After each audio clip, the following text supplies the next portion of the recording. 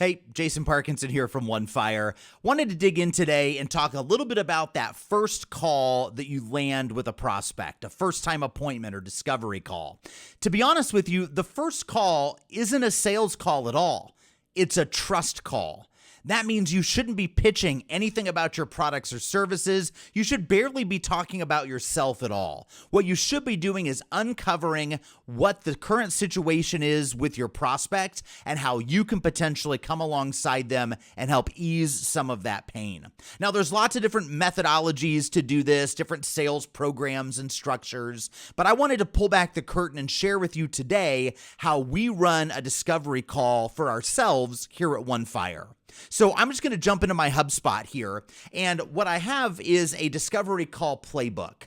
And there's really 4 primary questions that I'm trying to uncover.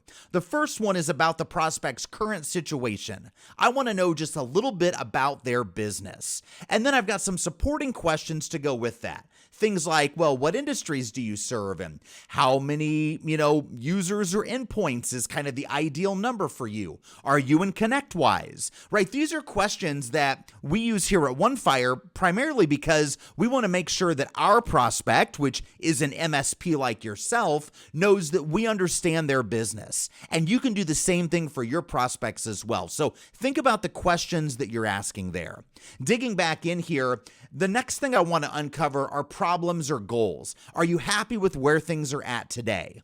And then supporting their response with some other questions here, like, well, what do you think is causing that? Or what do you feel is working the best for you right now? Or is there anything else you feel like is a problem?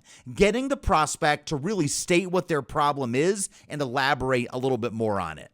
The next thing I always do is uncover solutions. So have you been looking at ways to improve, right? What have you done about addressing those problems?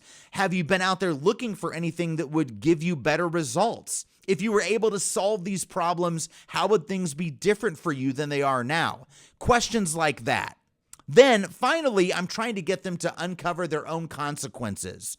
Have you thought about what could happen if you don't change anything? Right? What if the situation ends up getting worse? What if you just keep doing what you're doing for the next few years? Trying to get the prospect to understand the pain themselves. By doing this, you have built trust with that prospect, and then you're able to talk about solutions that you may have to help them address that pain, and it'll be received so much better.